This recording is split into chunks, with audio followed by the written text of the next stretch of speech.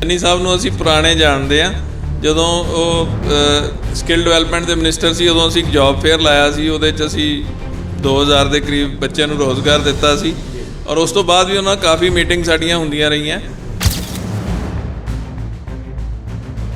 ਮੈਂ ਸਮਝਦਾ ਵੀ ਬੜੇ ਜਿਹੜੇ ਸਾਡੀ ਤਰ੍ਹਾਂ ਹੀ ਗ੍ਰਾਸ ਰੂਟ 'ਤੇ ਕੰਮ ਕਰਨ ਵਾਲੇ ਬੰਦੇ ਆ ਔਰ ਉਹ ਕਦੀ ਉਹਨਾਂ ਨੇ ਜ਼ਿਆਦਾ ਫਾਰਮੈਲਿਟੀ ਨਹੀਂ ਰੱਖੀ ਔਰ ਜਿਹੜੀ ਇਹ ਮੀਟਿੰਗ ਹੋਈ ਇਹਦੇ ਨਾਲ ਬੜੀਆਂ ਚੰਗੀਆਂ ਵਾਈਬਸ ਇੰਡਸਟਰੀ 'ਚ ਗਈਆਂ। ਪੰਜਾਬ ਦੇ ਸਿਰਫ ਗਿਣਤੀ ਦੇ ਗਿਣਵੇਂ ਚੁਣਵੇਂ ਕਾਰਪੋਰੇਟ ਹਾਊਸਿਸ ਹੀ ਸੀ ਜਾਂ ਕਹਿ ਲਓ ਕਿ ਵੱਡੇ ਘਰਾਣੇ ਹੀ ਸੀ। ਕੀ ਇਹ ਸਰਕਾਰ ਦੀ ਸੋਚ ਵੀ ਸਿਰਫ ਵੱਡੇ ਘਰਾਣਿਆਂ ਤੱਕ ਹੀ ਸੀਮਤ ਹੈ?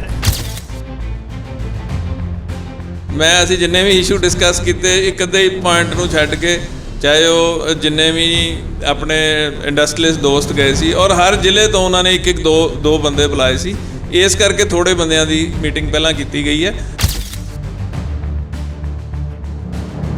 ਔਰ ਇਹਦੇ 'ਚ ਇੱਕ ਤਾਂ ਅਰਬਨ ਐਂਡ ਹਾਊਸਿੰਗ ਡਿਵੈਲਪਮੈਂਟ ਨੇ ਜਦੋਂ ਕੋਈ ਨਵਾਂ ਯੂਨਿਟ ਲੱਗਣਾ ਹੁੰਦਾ ਹੈ, ਜੇ ਉਹਨੂੰ ਕਲੀਅਰੈਂਸ ਲੈਣੀ ਹੈ ਉਹਦੇ ਲਈ ਕੁਝ ਕੰਪਲੀਕੇਟਿਡ ਕਰ ਦਿੱਤੇ ਆ ਪੁਆਇੰਟ। ਸਭ ਤੋਂ ਪਹਿਲਾਂ ਤਾਂ ਅਸੀਂ ਉਹ ਪੁਆਇੰਟ ਲਿਆ ਕਿਉਂਕਿ ਪੰਜਾਬ ਵਿੱਚ ਜ਼ਮੀਨ ਬੜੀ ਮਹਿੰਗੀ ਹੈ, ਇਹ ਪੁਆਇੰਟ ਪਹਿਲ ਦੇ ਆਧਾਰ 'ਤੇ ਹੱਲ ਹੋਣਾ ਚਾਹੀਦਾ। ਸਾਡਾ ਇੰਸਟੀਟਿਊਸ਼ਨਲ ਟੈਕਸ ਹੈ, ਜਿਹੜੇ ਸਿਟੀ ਲਿਮਿਟਸ ਤੋਂ ਬਾਹਰ ਫੈਕਟਰੀਆਂ ਉਹਨਾਂ 'ਤੇ 1 ਰੁਪਏ ਪਰ ਸਕੁਅਰ ਯਾਰਡ ਪਰ ਸਕੁਅਰ ਫੁੱਟ ਕੰਸਟਰਕਟਿਡ ਏਰੀਆ 'ਤੇ ਟੈਕਸ ਲਗਾਇਆ ਗਿਆ ਔਰ ਉਹ ਪਿਛਲੇ 10 ਸਾਲ ਤੋਂ ਕਲੈਕਟ ਨਹੀਂ ਹੋ ਸਕਿਆ। ਹੁਣ ਗਵਰਨਮੈਂਟ ਨੇ ਨੋਟਿਸ ਭੇਜਣੇ ਸ਼ੁਰੂ ਕਰ ਦਿੱਤੇ ਆ, ਉਹਦੇ ਬਾਰੇ ਅਸੀਂ ਉਹਨਾਂ ਨੂੰ ਆਪਣੇ ਸੁਝਾਅ ਦਿੱਤੇ। ਬੜੀ ਉਹਨਾਂ ਨੇ ਚੰਗੀ ਗੱਲ ਕਹੀ ਵੀ ਅਸੀਂ ਪਹਿਲਾਂ ਜਿਹੜੀ ਪੁਰਾਣੀ ਇੰਡਸਟਰੀ ਹੈ ਉਹਨੂੰ ਸੈਟੀਸਫਾਈ ਕਰਾਂਗੇ, ਫਿਰ ਉਸ ਤੋਂ ਬਾਅਦ ਅਸੀਂ ਨਵੀਂ ਇੰਡਸਟਰੀ ਆਪਣੇ ਆਪ ਆ ਜਾਏਗੀ। ਜੇ ਪੁਰਾਣੀ ਦੇਖੋ, ਚੰਨੀ ਸਾਹਿਬ ਦਾ ਰੁਝਾਨ ਬੜਾ ਵਧੀਆ ਸੀ। ਉਹਨਾਂ ਨੇ ਇਹੀ ਕਿਹਾ ਵੀ ਜਿੰਨੇ ਵੀ ਤੁਹਾਡੇ ਮਸਲੇ ਹੈ, ਕਿਉਂਕਿ ਮੈਂ ਹੁਣੀ ਜੁਆਇਨ ਕੀਤਾ ਔਰ ਮੈਂ ਸਾਰੇ ਮਸਲੇ ਇਹਨਾਂ ਨੂੰ ਅਸੀਂ ਐਨਾਲਿਸਿਸ ਕਰਕੇ ਇਹਨਾਂ ਨੂੰ ਜਿਹੜੇ ਹੱਲ ਹੋਣ ਵਾਲੇ ਆ ਉਹਨਾਂ ਨੂੰ ਜਲਦੀ ਤੋਂ ਜਲਦੀ ਅਸੀਂ ਹੱਲ ਕਰਾਵਾਂਗੇ।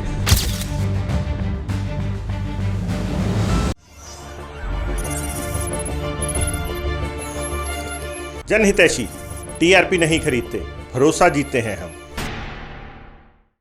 सत श्री अकाल, मैं संदीप शर्मा एक बार फिर तुहाडे नाल रूबरू हो रहा है। तो अज का जिहड़ा साडा मुद्दा है वो है सीएम चन्नी वल्लों इंडस्ट्री नाल कीती गई मीटिंग। जी हाँ, हाल ही विच सीएम बने चरणजीत सिंह चन्नी वल्लों जिथे किसानां दे नाल या होर लोकां नाल जमीनी स्तर के लोकां नाल मीटिंगां कीतियां गईयां, उत्थे बड़ी देर बाद देखने को मिलिया कि एक सीएम वल्लों अगे पहल कदमी करते हुए इंडस्ट्री ट्रेड नाल भी मीटिंग की गई है। सो ये सारे मामले दे विच असी पहुँचे हैं उपकार सिंह आहूजा जी कोल, जिहड़े कि खुद एक कॉरपोरेट बिजनेसमैन होने दे नाल नाल CICU दे प्रधान भी है।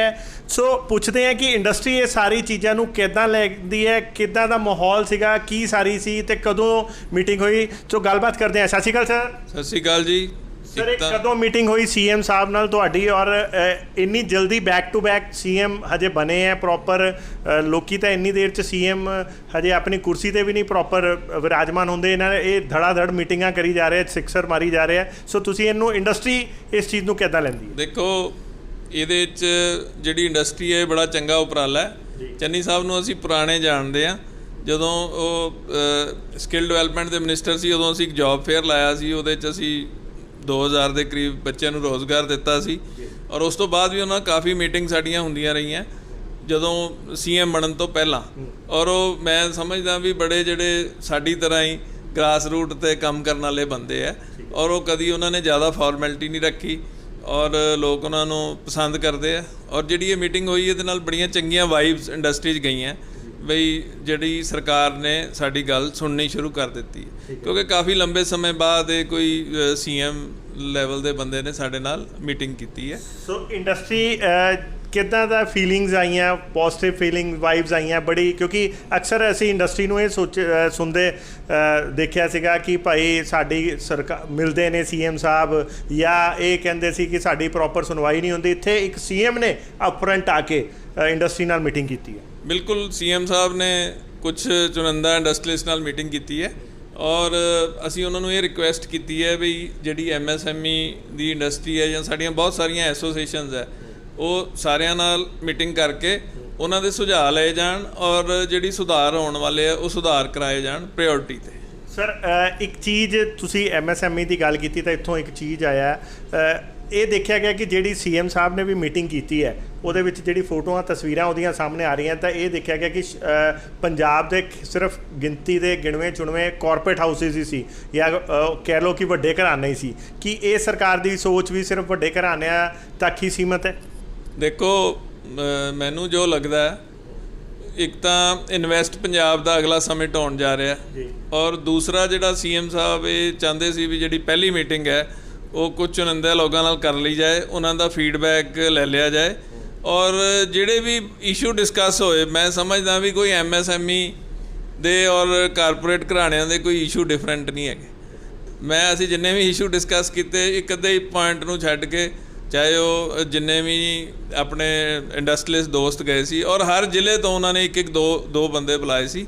ਇਸ ਕਰਕੇ ਥੋੜ੍ਹੇ ਬੰਦਿਆਂ ਦੀ ਮੀਟਿੰਗ ਪਹਿਲਾਂ ਕੀਤੀ ਗਈ ਹੈ, ਔਰ ਜਿੰਨੇ ਵੀ ਅਸੀਂ ਪੁਆਇੰਟ ਦੱਸੇ ਉਹ ਬੜੇ ਧਿਆਨ ਨਾਲ ਉਹਨਾਂ ਨੇ ਸੁਣੇ, ਔਰ ਕੁਝ ਪੁਆਇੰਟ ਉਹਨਾਂ ਨੇ ਨੋਟ ਵੀ ਕੀਤੇ, ਔਰ ਇਹ ਕਿਹਾ ਗਿਆ ਵੀ ਇਹਨਾਂ ਨੂੰ ਜਲਦੀ ਹੱਲ ਕਰਾਇਆ ਜਾਵੇ। ਸਰ ਗੱਲਬਾਤ ਕਰਾਂਗੇ। ਤੁਸੀਂ ਐਜ਼ ਏ ਉਪਕਾਰ ਸਿੰਘ ਹੂਜਾ, ਉੱਥੇ ਤੁਹਾਡੀ ਇੱਕ ਡਬਲ ਭੂਮਿਕਾ ਸੀ, ਤੁਸੀਂ ਖੁਦ ਇੱਕ ਕਾਰਪੋਰੇਟ ਘਰਾਣਾ ਵੀ ਹੋ, ਪਲੱਸ ਤੁਸੀਂ ਸਿਸੂ ਦੇ ਪ੍ਰਧਾਨ ਵੀ ਹੋ। ਸੋ ਤੁਸੀਂ ਉੱਥੇ ਕਿਹੋ ਜਿਹੀਆਂ ਮੰਗਾਂ ਰੱਖੀਆਂ ਜਾਂ ਕੋਈ ਸੁਜੈਸ਼ਨਸ ਕਿੱਦਾਂ ਦੇ ਦਿੱਤੇ, ਕੁਝ ਦੱਸੋਗੇ? ਦੇਖੋ, ਸਾਡੇ ਕੋਈ ਜਿਹੜੇ ਟੋਟਲ ਇੰਡਸਟਰੀ ਦੇ 15 ਤੋਂ 20 ਪੁਆਇੰਟ ਹੈ, ਜਿਹੜੇ ਸਾਰੇ ਅਸੀਂ ਟਾਈਮ ਟੂ ਟਾਈਮ ਇਹਨਾਂ ਨੂੰ ਮੰਤਰੀ ਬਣਦੇ ਸਾਰੀ ਜਿਹੜੇ ਪੁਆਇੰਟ ਅਸੀਂ ਭੇਜ ਦਿੱਤੇ ਸੀ।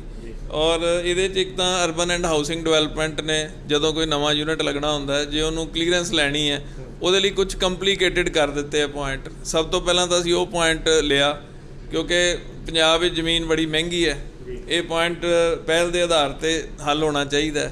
ਇਸ ਤਰ੍ਹਾਂ ਜਿਹੜੇ ਸਾਡੇ ਬਿਲਡਿੰਗ ਪਲਾਨ ਅਪਰੂਵਲਸ ਹੈ, ਉਹਦੇ 'ਚ ਬੜੀਆਂ ਦਿੱਕਤਾਂ, ਉਹ ਦੋ ਮਹਿਕਮਿਆਂ ਤੋਂ ਪਾਸ ਕਰਾਉਣੇ ਪੈਂਦੇ। ਉਹ ਅਸੀਂ ਸਰਕਾਰ ਨੂੰ ਕਿਹਾ ਕਿ ਇੱਕ ਡਿਪਾਰਟਮੈਂਟ ਤੋਂ ਕਰਾਇਆ ਜਾਏ। ਫਿਰ ਸਾਡਾ ਇੰਸਟੀਟਿਊਸ਼ਨਲ ਟੈਕਸ ਹੈ, ਜਿਹੜੇ ਸਿਟੀ ਲਿਮਿਟਸ ਤੋਂ ਬਾਹਰ ਫੈਕਟਰੀਆਂ, ਉਹਨਾਂ 'ਤੇ 1 ਰੁਪਏ ਪਰ ਸਕੁਅਰ ਯਾਰਡ ਪਰ ਸਕੁਅਰ ਫੁੱਟ ਕੰਸਟਰਕਟਡ ਏਰੀਆ 'ਤੇ ਟੈਕਸ ਲਗਾਇਆ ਗਿਆ, ਔਰ ਉਹ ਪਿਛਲੇ 10 ਸਾਲ ਤੋਂ ਕਲੈਕਟ ਨਹੀਂ ਹੋ ਸਕਿਆ। ਹੁਣ ਗਵਰਨਮੈਂਟ ਨੇ ਨੋਟਿਸ ਭੇਜਣੇ ਸ਼ੁਰੂ ਕਰ ਦਿੱਤੇ ਆ, ਉਹਦੇ ਬਾਰੇ ਅਸੀਂ ਉਹਨਾਂ ਨੂੰ ਆਪਣੇ ਸੁਝਾਅ ਦਿੱਤੇ। ਇਸ ਤੋਂ ਇਲਾਵਾ ਜਿਹੜੇ 8 ਫੇਜ਼ ਦੇ PSIC ਨੇ ਅਨਾਉਂਸਮੈਂਟ ਪਾਈ ਹੈ, ਉਹਦੇ ਬਾਰੇ ਅਸੀਂ ਉਹਨਾਂ ਨੂੰ ਬੇਨਤੀ ਕੀਤੀ। ਇਸ ਤੋਂ ਇਲਾਵਾ ਟੈਕਨੀਕਲ ਅਪਗ੍ਰੇਡੇਸ਼ਨ ਲਈ ਅਸੀਂ ਉਹਨਾਂ ਨੂੰ ਰਿਕੁਐਸਟ ਕੀਤੀ। Skill development and employment of youth, ਇੱਕ ਸਾਨੂੰ ਸਸਟੇਨੇਬਲ ਲੇਬਰ ਨਹੀਂ ਮਿਲਦੀ ਇੰਡਸਟਰੀ ਨੂੰ, ਉਹਦੇ ਬਾਰੇ ਚੈਂਬਰ ਟਾਈਮ ਟੂ ਟਾਈਮ ਉਪਰਾਲੇ ਕਰਦਾ ਰਹਿੰਦਾ।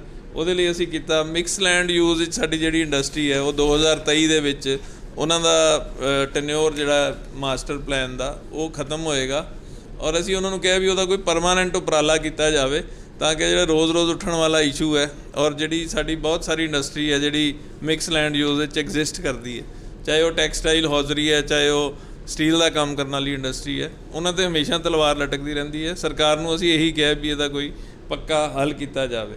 ਸੋ ਜਿਵੇਂ ESI ਹਸਪਤਾਲ ਹੈ, ਉਹਦੀਆਂ ਫੈਸਿਲਿਟੀਜ਼ ਨੂੰ ਅਪਗ੍ਰੇਡੇਸ਼ਨ ਕਰਨ ਬਾਰੇ ਹੈ। PS ਇਲੈਕਟ੍ਰਿਸਿਟੀ ਬੋਰਡ ਦੇ ਬਹੁਤ ਸਾਰੇ ਪੁਆਇੰਟ ਹੈ, ਉਹ ਅਸੀਂ ਉਹਨਾਂ ਨਾਲ ਟੇਕ ਅਪ ਕੀਤੇ ਹੈ, ਔਰ ਇੱਕ ਸੈਪਰੇਟ ਰਿਪਰੈਜ਼ੈਂਟੇਸ਼ਨ ਇਹਦੇ ਬਾਰੇ ਵੀ ਭੇਜੀ ਹੈ। ਇਸ ਤੋਂ ਇਲਾਵਾ ਪੋਲਿਊਸ਼ਨ ਕੰਟਰੋਲ ਬੋਰਡ ਦੇ ਕੁਝ ਪੁਆਇੰਟ ਡਿਸਕਸ ਕੀਤੇ ਗਏ।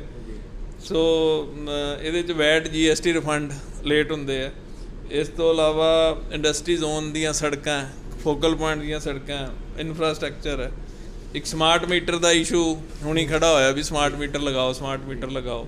ਇਸ ਤੋਂ ਇਲਾਵਾ ਜਿਹੜੀ PCL ਦੇ ਇਸ਼ੂਜ਼ ਹੈ ਵੀ ਬਿਜਲੀ ਸਾਨੂੰ ਮਹਿੰਗੀ ਪੈਂਦੀ ਹੈ, ਫਿਕਸ ਚਾਰਜਿਸ ਹੈ, ਔਰ ਇਸ ਤੋਂ ਮੋਸਟਲੀ ਇਹ ਪੁਆਇੰਟ ਡਿਸਕਸ ਕੀਤੇ ਗਏ। ਇਸ ਤੋਂ ਇਲਾਵਾ ਵੀ ਬਹੁਤ ਸਾਰੇ ਪੁਆਇੰਟ ਡਿਸਕਸ ਕੀਤੇ, ਜਿੱਦਾਂ ਕਿ ਐਗਰੋ ਇੰਡਸਟਰੀ ਦਾ ਇੱਕ ਰਾਮ ਮਟੀਰੀਅਲ ਪੰਜਾਬ 'ਚ ਅਵੇਲੇਬਲ ਹੈ, ਉਹਦੇ ਬਾਰੇ ਡਿਸਕਸ ਕੀਤੀ ਗਈ।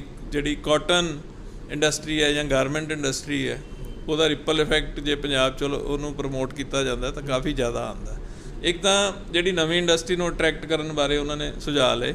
ਦੂਸਰਾ, ਪੁਰਾਣੇ ਯੂਨਿਟਾਂ ਨੂੰ ਇਹ ਬੇਨਤੀ ਕੀਤੀ ਵੀ ਤੁਸੀਂ ਸਾਡੇ ਐਂਬੈਸਡਰ ਹੋ, ਅਸੀਂ ਪਹਿਲਾਂ ਤੁਹਾਨੂੰ ਬੜੀ ਉਹਨਾਂ ਨੇ ਚੰਗੀ ਗੱਲ ਕਹੀ ਵੀ ਅਸੀਂ ਪਹਿਲਾਂ ਜਿਹੜੀ ਪੁਰਾਣੀ ਇੰਡਸਟਰੀ ਹੈ ਉਹਨੂੰ ਸੈਟਿਸਫਾਈ ਕਰਾਂਗੇ, ਫਿਰ ਉਸ ਤੋਂ ਬਾਅਦ ਅਸੀਂ ਨਵੀਂ ਇੰਡਸਟਰੀ ਆਪਣੇ ਆਪ ਆ ਜਾਏਗੀ। ਜੇ ਤੁਹਾਡੇ ਕਹਿਣ ਦਾ ਮਤਲਬ ਹੈ ਕਿ ਇਸ ਵਾਰ ਦਾ ਇਨਵੈਸਟ ਪੰਜਾਬ ਜਿਹੜਾ ਹੋਏਗਾ, ਉੱਥੇ ਕਿਤੇ ਨਾ ਕਿਤੇ ਇਹ ਸੰਕੇਤ ਮਿਲਦੇ ਆ ਕਿ ਜਿਹੜੇ ਪੁਰਾਣੇ ਇੰਡਸਟਰੀ ਹੈਗੀ ਹੈ ਇੱਥੇ ਪੰਜਾਬ ਦੀ, ਐਂਬੈਸਡਰ ਜਿਨ੍ਹਾਂ ਨੂੰ ਉਹਨਾਂ ਨੇ ਅਲਫਾਜ਼ ਯੂਜ਼ ਕੀਤਾ ਹੈਗਾ, ਉਹਨਾਂ ਨੂੰ ਸ਼ਾਇਦ ਤਵੱਜੋ ਮਿਲ ਸਕਦੀ ਹੈ ਕਿ ਬਾਹਰਲਿਆਂ ਨਾਲੋਂ ਪਹਿਲਾਂ ਘਰ ਦੇ ਬੰਦਿਆਂ ਦਾ ਢਿੱਡ ਭਰਿਆ ਜਾਏ, ਉਹਨਾਂ ਨੂੰ ਸਹੀ ਐਟਮੋਸਫੇਅਰ ਦਿੱਤਾ ਜਾਏ। ਬਿਲਕੁਲ, ਇਹ ਗੱਲ ਬਿਲਕੁਲ ਠੀਕ ਹੈ।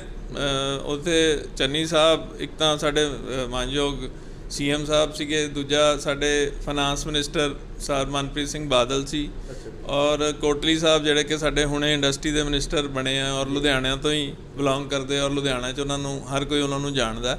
ਤੇ ਇਹ ਤਿੰਨੋਂ ਜਿਹੜੇ ਮਿਨਿਸਟਰ ਸੀ ਇਹਨਾਂ ਨੇ ਮੀਟਿੰਗ ਕੀਤੀ, ਔਰ ਮੈਨੂੰ ਪੂਰੀ ਉਮੀਦ ਹੈ ਵੀ ਆਉਣ ਵਾਲੇ ਟਾਈਮ ਦੇ ਵਿੱਚ ਜਿਹੜੇ ਸਾਡੇ ਬੜੀ ਦੇਰ ਤੋਂ ਲਟਕਦੇ ਆ ਰਹੇ ਛੋਟੇ ਛੋਟੇ ਪੁਆਇੰਟ ਹੈ, ਬੜੀ ਦੇਰ ਤੋਂ ਲਟਕਦੇ ਆ ਰਹੇ, ਉਹ ਜਲਦੀ ਤੋਂ ਜਲਦੀ ਹੱਲ ਕੀਤੇ ਜਾਣਗੇ। ਓਕੇ ਸਰ, ਗੱਲਬਾਤ ਇਹ ਪੁੱਛਣਾ ਚਾਹਾਂਗੇ ਕਿ ਜਿੱਦਾਂ ਦੇ ਚੰਨੀ ਸਾਹਿਬ ਵੱਲੋਂ ਕਿੱਦਾਂ ਦਾ, ਇੱਕ ਤਾਂ ਉਹਨਾਂ ਨੇ ਪਹਿਲ ਕਦਮੀ ਕੀਤੀ ਕਿ ਮੀਟਿੰਗ ਤਾਂ ਸੱਦੀ, ਪਰ ਮੀਟਿੰਗ ਦੇ ਵਿੱਚ ਜਿੱਦਾਂ ਦਾ ਸਿਲੈਕਟਡ ਬੰਦਿਆਂ ਨਾਲ ਕੀਤੀ, ਸੋ ਕਿੰਨਾ ਕੁ ਟਾਈਮ ਮਿਲਿਆ ਇੱਕ ਇੱਕ ਬੰਦੇ ਨੂੰ ਬੋਲਣ ਦਾ, ਔਰ ਉਸ ਦੇ ਪ੍ਰਤੀ ਐਂਡ ਦੇ ਵਿੱਚ ਕਨਕਲੂਜਨ 'ਚ ਚੰਨੀ ਸਾਹਿਬ ਦਾ ਰੁਝਾਨ ਕਿੱਦਾਂ ਦਾ ਸੀ?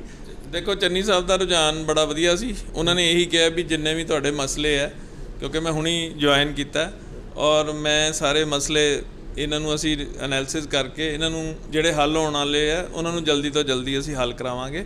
ਬਾਕੀ ਇੰਡਸਟਰੀ ਨੂੰ ਜਦੋਂ ਵੀ ਲੋੜ ਹੈ ਮੈਂ ਉਹਨਾਂ ਨੂੰ ਮਿਲਦਾ ਰਹਾਂਗਾ। ਅਸੀਂ ਚੈਂਬਰ ਵੱਲੋਂ ਇੱਕ ਰਿਕੁਐਸਟ ਦਿੱਤੀ ਹੈ ਵੀ ਜਿੰਨੀਆਂ ਵੀ ਐਸੋਸੀਏਸ਼ਨਸ ਹੈ ਉਹਨਾਂ ਦੇ ਨੁਮਾਇੰਦਿਆਂ ਨਾਲ ਇੱਕ ਮੀਟਿੰਗ ਕਰਕੇ ਔਰ ਐਮਐਸਐਮਈ ਨਾਲ ਮੀਟਿੰਗ ਕਰਕੇ ਜਿਹੜੇ ਵੀ ਸਾਡੇ ਮਸਲੇ ਹੈ ਜਲਦੀ ਹੱਲ ਕੀਤੇ ਜਾਣ। ਸਰ, ਇੱਕ ਜਿਹੜਾ ਕੈਪਟਨ ਸਰ ਨੇ ਇੱਕ ਵਾਅਦਾ ਕੀਤਾ ਸੀ 5 ਰੁਪਏ ਬਿਜਲੀ ਵਾਲਾ, ਠੀਕ ਹੈ, ਉਹ ਕਿਉਂਕਿ ਚੰਨੀ ਸਾਹਿਬ ਹਰ ਉਹ ਵਾਅਦਾ ਪੂਰਾ ਕਰ ਰਿਹਾ ਜੋ ਕੈਪਟਨ ਸਰਕਾਰ ਦੇ ਵਿੱਚ ਕੀਤਾ ਗਿਆ ਸੀਗਾ, ਸੋ ਕੀ ਉਹ ਮੁੱਦੇ 'ਤੇ ਗੱਲ ਕੀਤੀ ਗਈ, ਉਹ ਡਿਮਾਂਡ ਰੱਖੀ ਗਈ, ਉਹਨਾਂ ਦਾ ਲੱਗਦਾ ਰੁਝਾਨ ਕਿ ਉਹ 5 ਰੁਪਏ ਬਿਜਲੀ ਦੇਣਗੇ?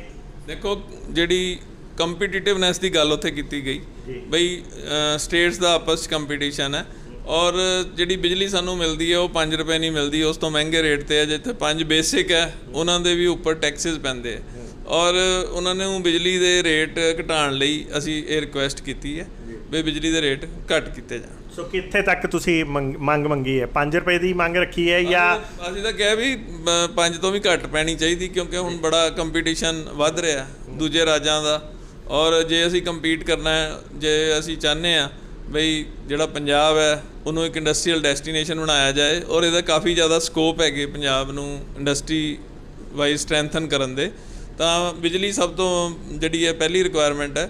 ਬਿਜਲੀ ਜ਼ਰੂਰ ਠੀਕ ਹੋਣੀ, ਬਿਜਲੀ ਦੇ ਰੇਟ ਵਾਜਬ ਹੋਣੇ ਬੜੇ ਜ਼ਰੂਰੀ ਹੈ। ਇਹ ਤੋਂ ਬਾਅਦ ਟੈਕਨੋਲੋਜੀ ਅਪਗ੍ਰੇਡੇਸ਼ਨ ਹੈ, ਉਹਦੇ 'ਤੇ ਸਾਰੇ ਦੋਸਤਾਂ ਨੇ, ਚਾਹੇ ਉਹ ਸਾਈਕਲ ਇੰਡਸਟਰੀ ਤੋਂ ਸੀ ਜਾਂ ਮਤਲਬ ਆਟੋ ਇੰਡਸਟਰੀ ਤੋਂ ਸੀ, ਟਰੈਕਟਰ ਇੰਡਸਟਰੀ, ਐਗਰੀਕਲਚਰ ਇੰਡਸਟਰੀ ਤੋਂ ਵੀ ਕਾਫੀ ਲੋਕ ਉੱਥੇ ਹਾਜ਼ਰ ਸੀ। ਔਰ ਜਿਹੜਾ ਪੰਜਾਬ ਹੈ ਉਹਦੇ 'ਚ ਬੜੀ ਵੱਡਾ ਮਤਲਬ ਇੱਕ ਤਾਂ ਟਰੈਕਟਰ ਮੈਨੂਫੈਕਚਰਿੰਗ ਸਟੇਟ ਹੈ, ਦੂਜਾ ਇੱਥੇ ਇੰਪਲੀਮੈਂਟਸ ਦਾ ਕੰਮ ਵੀ ਕਾਫੀ ਜ਼ਿਆਦਾ। ਤੋ ਇਹ ਵਾਲੀ ਇੰਡਸਟਰੀ ਲਈ ਜਿਹੜੇ ਸਾਡੇ ਰਿਸਰਚ ਐਂਡ ਡਿਵੈਲਪਮੈਂਟ ਹੈ ਜਾਂ ਇਹਨੂੰ ਟੈਕਨੋਲੋਜੀ ਵਾਈਜ਼ ਅਪਗ੍ਰੇਡ ਕਰਨ ਦੀ ਬੜੀ ਲੋੜ ਹੈ, ਔਰ ਉਹਨਾਂ ਨੇ ਇਹੀ ਆਸ਼ਵਾਸਨ ਦਿੱਤਾ ਵੀ ਸਾਰੇ ਮਸਲੇ ਅਸੀਂ ਵਿਚਾਰ ਕੇ ਜਲਦੀ ਤੋਂ ਜਲਦੀ ਹੱਲ ਕਰ ਲਵਾਂਗੇ, ਔਰ ਕਈ ਮਸਲੇ ਉਹਨਾਂ ਨੇ ਨੋਟ ਕਰ ਲਏ ਔਰ ਉਹਨਾਂ ਨੇ ਕਿਹਾ ਵੀ ਮੈਂ ਪਹਿਲ ਦੇ ਆਧਾਰ 'ਤੇ ਹੱਲ ਕਰਾਵਾਂਗਾ। Thank you sir, thank you. So ਦੋਸਤੋ, ਇਹ ਸੀਗੇ ਉਪਕਾਰ ਸਿੰਘ ਊਜਾ ਜੀ, ਜਿਨ੍ਹਾਂ ਨੇ ਦੱਸਿਆ ਕਿ ਇੰਡਸਟਰੀ ਇਸ ਟਾਈਮ ਬਹੁਤ ਮੋਟੀਵੇਟਿਡ ਲੱਗ ਰਹੀ ਹੈ, ਪ੍ਰੋਤਸਾਹਿਤ ਲੱਗ ਰਹੀ ਹੈ, ਕਿਉਂਕਿ ਬੜੀ ਦੇਰ ਬਾਅਦ ਜਿਹੜੀ ਇੰਡਸਟਰੀ ਨੂੰ ਸੀਐਮ ਵੱਲੋਂ, ਸਰਕਾਰ ਵੱਲੋਂ ਖੁਦ ਅੱਗੇ ਵੱਧ ਕੇ ਤਵੱਜੋ ਦਿੱਤੀ ਜਾ ਰਹੀ ਹੈ। ਉੱਥੇ ਹੀ ਇਹਨਾਂ ਨੇ ਇਹ ਵੀ ਕਿਹਾ ਕਿ ਅਗਲਾ ਜਿਹੜਾ ਇਨਵੈਸਟ ਪੰਜਾਬ ਹੈ, ਸੀਐਮ ਚੰਨੀ ਵੱਲੋਂ ਦਿੱਤੇ ਗਏ ਸੰਕੇਤਾਂ ਅਨੁਸਾਰ ਇਹ ਲੱਗ ਰਿਹਾ ਹੈ ਕਿ ਜਿਹੜਾ ਇਨਵੈਸਟ ਪੰਜਾਬ ਹੈ ਉਹਦੇ ਵਿੱਚ ਇਸ ਵਾਰੀ ਜਿਹੜੀ ਐਗਜ਼ਿਸਟਿੰਗ ਜਿਹੜੀ ਇੰਡਸਟਰੀ ਹੈ ਉਹਨੂੰ ਜ਼ਿਆਦਾ ਤਵੱਜੋ ਦਿੱਤੀ ਜਾਏਗੀ। ਸੋ ਇਹ ਸੀ ਸਾਡੀ ਵੱਖ-ਵੱਖ ਮੁੱਦਿਆਂ 'ਤੇ ਜਿਹੜੀ ਖਾਸ ਕਰਕੇ ਇੰਡਸਟਰੀ ਦੇ ਮੁੱਦੇ 'ਤੇ ਰਿਪੋਰਟ। ਜੇ ऐसे ही ਵੱਖ-ਵੱਖ मुद्दों से तुहाडे नाल रूबरू होंदे रहांगे। देखते रहो, बने रहो जनहितैषी। धन्यवाद। यदि आपको हमारी ये वीडियो पसंद आई तो हमारे चैनल को लाइक, शेयर और सब्सक्राइब करें। ऐसी और अपडेट्स देखने के लिए बेल आइकॉन ज़रूर दबाएं।